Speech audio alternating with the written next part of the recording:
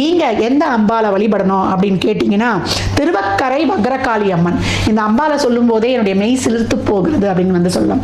அவ்வளோ அருமையான அம்பாள் அப்படின்னு சொல்லலாம். திருவக்கரை வக்ரகாளி அம்மன் வந்து ஓம் க்ரீம் காளிகாயை நமக அப்படின்னு ராகு காலத்தில் கடைசி 24 நிமிஷம் வெள்ளிக்கிழமையில் நீங்கள் வந்து 11:40 அந்த 12 மணிக்குள்ள கடைசி 24 நிமிஷம் குங்கும அர்ச்சனை செய்து ஒரு நல்லெண்ணெய் தீபம், ஒரு நெய் தீபம், ஒரு வந்து இழுப்பெண்ணெய் தீபம் போட்டு வேண்டிய அம்மாவுக்கு கல்கண்டு கருப்பு திராட்சை வச்சு உலர்பழங்கள் வைத்து முந்திரி என்ன வேணாலும் வைத்து வழிபட்டு அந்த அர்ச்சனை செய்த குங்குமத்தை இந்த மந்திரத்தை சொல்லி ஓம் க்ரீம் காளிகாயை நமக அப்படின்னு சொல்லி வழிபட்டு அந்த குங்குமத்தையும் வைக்கும்பொழுது உங்களுக்கு இருக்க கண்திருஷ்டி எல்லாரையும் வந்து மேலே எழும்ப விடாது. நம்ம கஷ்டப்படுறோம், சம்பாதிக்கிறோம், எல்லாம் பண்ணாலும் இந்த பொல்லாப்பு பொச்சிரிப்பு நம்மளை வாழவே விடாது அப்படின்னு வந்து சொல்லலாம்.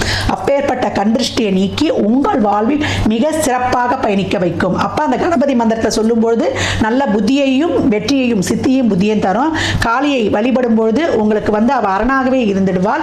வாராகி உங்களுக்கு வாழ்நாள் முழுவதும் நல்ல பலன்களை வாரி வழங்கிடுவாள் சொல்லலாம். கும்பராசி இருக்கக்கூடிய அனைவரும் இந்த 26 தாறுமாறாக கடக்க இதை பின்பற்றினாலே வாழ்க்கையின் உச்சத்தை தொட்டிடலாம். என்னைக்குமே கிரகங்கள் வந்து மாறிக்கிட்டு தான் இருக்கும், செஞ்சுக்கிட்டு தான் இருக்கும். அதனால 7 சனி, அஷ்டம சனி, அத்தாத்தம் சனி கலங்கி நிற்கக்கூடாது.